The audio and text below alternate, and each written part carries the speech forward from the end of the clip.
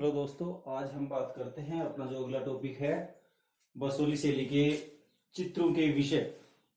बसोली शैली के जो चित्रों के विषय है वो कौन कौन से विषय थे, जिनके बारे में क्या बताया गया है, क्या नहीं बताया गया है, उनके बारे में विस्तार से अध्ययन करेंगे। तो बसोली शैली के चित्रों का जो पहला विषय है वो है धार्मिक चित्र। धार्मिक चित्र। बसोली शैली के चित्रों का जो पहला विषय है वो है धार्मिक चित्र। धार्मिक चित्र में क्या बताया गया, यानी भगवान या वैष्णव धर्म से संबंधित। कौन से? वैष्णव धर्म से संबंधित।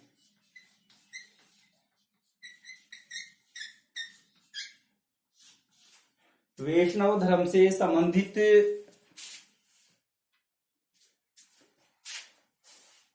चित्र अधिक बनाए गए थे इसमें बसोली शैली में। और भगवान श्री कृष्ण से, यानी भगवान श्री कृष्ण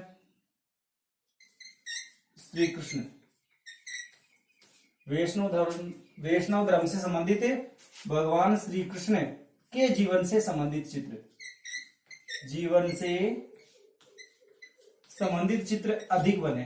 कौन सी शैली में? बसोली शैली में। बसोली शैली के जो चित्रों का पहला विषय है धार्मिक चित्र, उसमें वैष्णव धर्म है और किससे संबंधित? भगवान श्री कृष्ण के जीवन से संबंधित चित्रों का चित्रांकन अधिक किया गया है। इसके बाद में दूसरा जो विषय है काव्य आधारित। काव्य आधारित।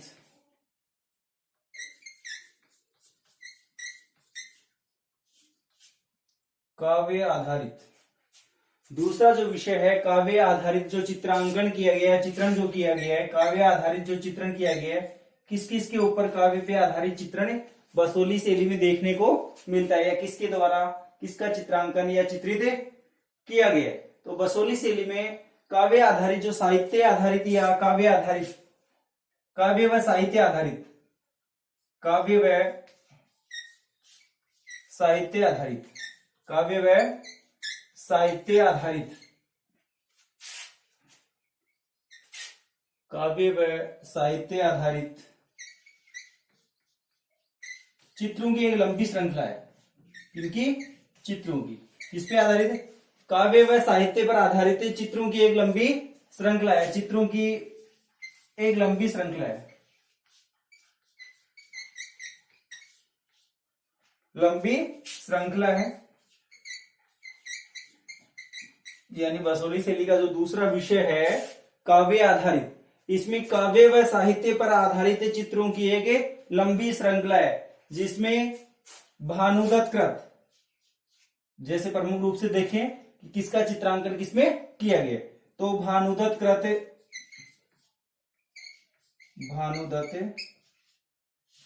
कृत रसमंजरी,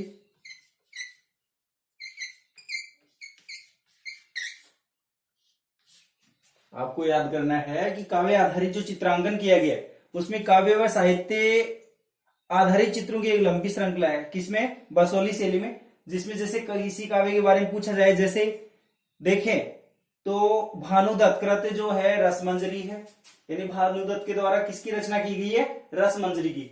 जयदेव के द्वारा, जयदेव कृत है गीत गोविंद, यानी जयदेव ने किसकी रचना की? गीत गोविंद की। और रागमाला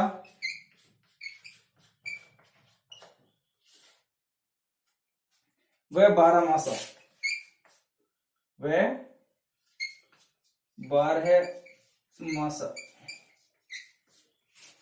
रागमाला व 12 मासा के रूप में जिसका चित्रण किया गया है, यानी रागमाला व 12 मासा के रूप में जिसका चित्रण किया गया है नायक नायिका के रूप में। रागमाला व 12 मासा में नायक नायिका के रूप में, किसके रूप में? नायक नायिका के रूप में। रागमाला व 12 मासा में नायक नायिका के रूप में किसका चित्रण किया गया है, ये पूछा जा सकता है। तो आप बता सकते हैं कि जो बसोली शैली है उसमें रागमाला व 12 मासा जो ग्रंथ है उसमें किसका चित्रण किया गया नायक नायिका के रूप में? तो नायक के रूप में तो श्री कृष्ण का, नायक के रूप में तो किसका, श्री कृष्ण का, और नायिका के रूप में राधा का चित्रण किया गया है। अगर आपसे पूछा जाए तो आप बता सकते हैं नायक के रूप में श्री कृष्ण का चित्रण किया गया और नायिका के रूप में किसका चित्रण किया गया है, राधा का चित्रण किया गया। इसके बाद में जो अगला जो चित्रों का विषय था बसोली शैली का, वो है व्यक्ति चित्रण। वो क्या है, व्यक्ति चित्रण।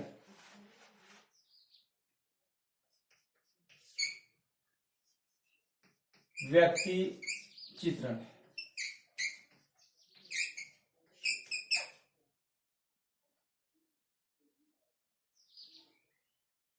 व्यक्ति चित्रण यानी कि बसोली शैली में व्यक्ति चित्रण से संबंधित चित्र, किस प्रकार के चित्र बनाए गए उनके बारे में देखना है। तो बसोली शैली में जो चित्रकार था, बसोली शैली का जो चित्रकार था, कहने का मतलब बसोली शैली का जो चित्रकार था, वो कैसा था, यह बसोली शैली में चित्रकार दरबारी सदस्य के रूप में कार्य करता था। किस रूप में, दरबारी सदस्य के रूप में। पूछा जा सकता है कि जो चित्रकार था बसोली शैली में किस रूप में कार्य करता था, दरबारी सदस्य के रूप में चित्रकार कार्य करता था। और जो चित्रशालाएं होती थी, जो चित्रशालाएं कहने का मतलब जहां चित्र बनाए जाते हैं उसे क्या कहते हैं, चित्रशालाएं। जहां चित्र बनाए जाते हैं उसे चित्रशालाएं कहते हैं। जो चित्रशालाएं होती थी उनके ऊपर राजकीय नियंत्रण होता था। कैसा नियंत्रण होता था, राजकीय, यानी राजा का शासन चलता था। राजा जैसा कहता था वैसा ही चित्रांकन उनमें होता था, राजकीय नियंत्रण में रहती थी। यानी जो चित्रशालाएं होती थी उसके ऊपर कैसा नियंत्रण होता था, राजकीय नियंत्रण होता था। और बसोली शैली में जो चित्रकार होता था वो दरबारी सदस्य के रूप में कार्य करता था। चित्रकार किसके रूप में कार्य करता था, बसोली शैली में दरबारी सदस्य के रूप में कार्य करता था। इसलिए बसोली शैली के चित्रकार ने राजसी जीवन,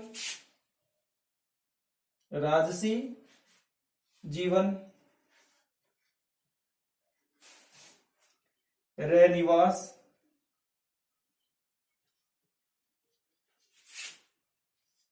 आदि से संबंधित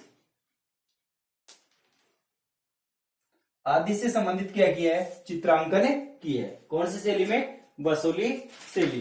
यानी आदि से संबंधित बसोली शैली में इस चित्रकार ने क्या किया है, चित्रांकन किया है। इसके बाद में देखते हैं बसोली शैली के चित्रों की प्रमुख विशेषताएं। बसोली शैली के चित्रों की विशेषताएं।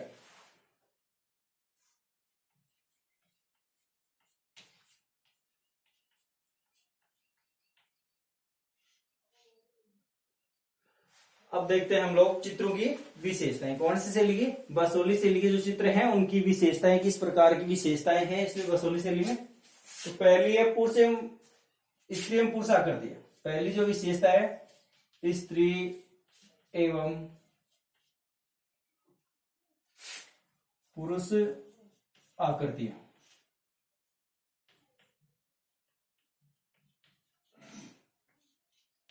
यानी बसोली शैली में स्त्री एवं पुरुष आकृतियों को किस प्रकार से चित्रित किया गया।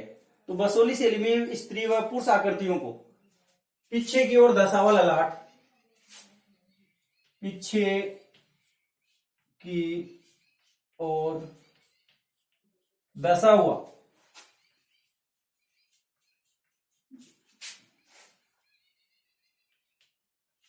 हुआ ललाट। यानी बसोली शैली में स्त्री एवं पुरुष आकृतियों को किस प्रकार से चित्रित किया गया है, पुरुष पीछे की ओर दशा हुआ ललाट इनका दिखाया गया है। कमल के समान नेत्र, कमल के समान नेत्र,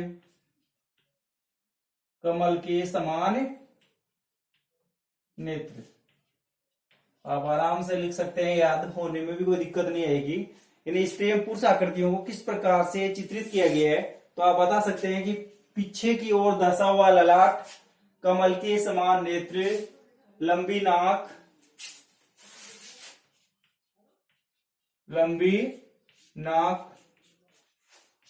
विभिन्न हस्त मुद्राएं, है ना, और कपोलों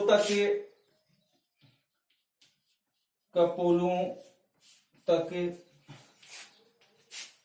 झूलती बालों की लटें आदि का चित्रांकन या आदि आकृतियां इस प्रकार से दिखाई गई है। कौन सी शैली में? बसोली शैली। इसके बाद में जो अगली विशेषता है वस्त्र आभूषण, यानी बसोली शैली में वस्त्र आभूषणों का चित्रांकन किस प्रकार से किया गया? वस्त्राभूषण, बसोली शैली में किस प्रकार के वस्त्र आभूषण दिखाए गए हैं या किस प्रकार के बनाए गए? तो बसोली शैली में वस्त्र आभूषणों में चुस्त चोली, स्त्रियों में, स्त्री आकृतियों में कहने का मतलब है चुस्त चोली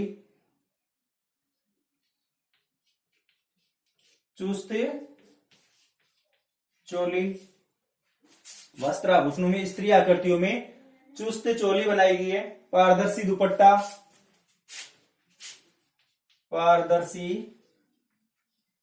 दुपट्टा,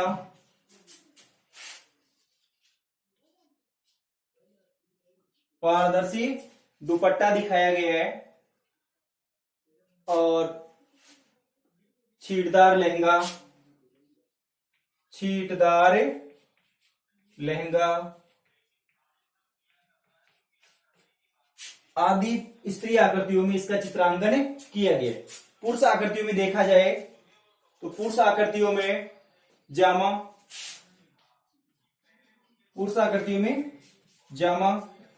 और पीछे की ओर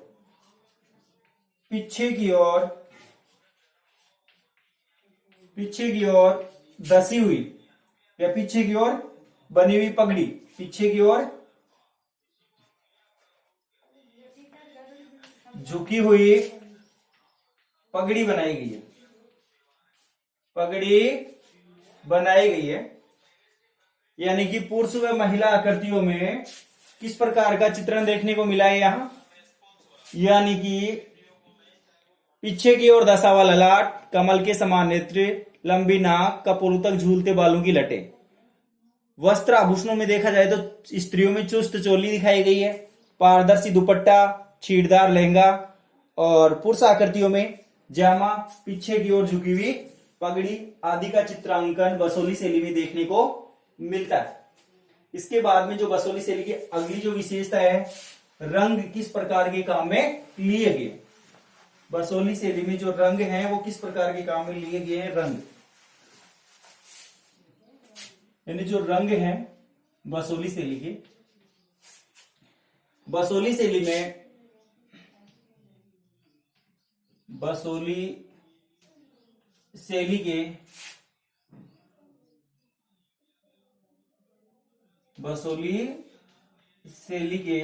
हाशिए, बसोली शैली के हाशिए लाल, पीले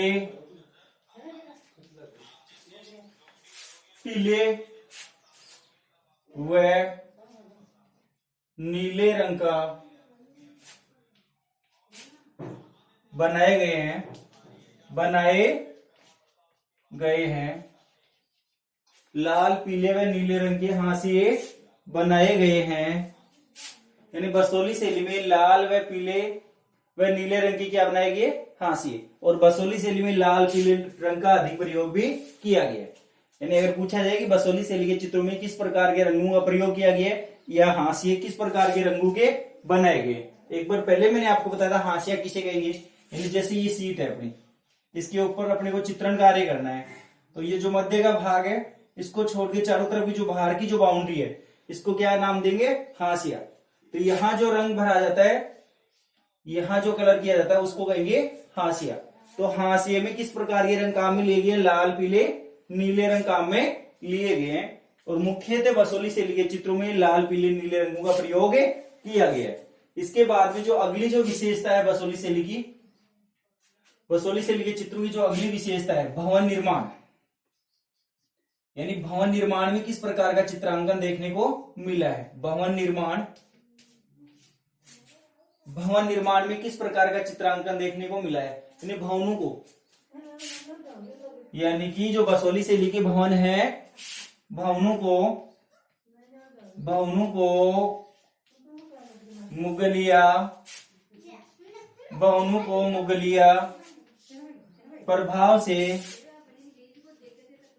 प्रभाव से युक्त बनाया गया है, यानी कि इनको मुगलिया प्रभाव से युक्त बनाया गया है। भवनों को कैसे बनाया गया है, मुगलिया प्रभाव से युक्त बनाया गया है। बसोली शैली के भवनों को कैसे बनाया गया है, मुगलिया प्रभाव से युक्त बनाया गया है। इसके बाद में देखते हैं बसोली शैली का पतन कब कैसे हुआ। बसोली शैली का पतन कैसे हुआ, वह किस प्रकार से हुआ। बसोली शैली का पतन, बसोली शैली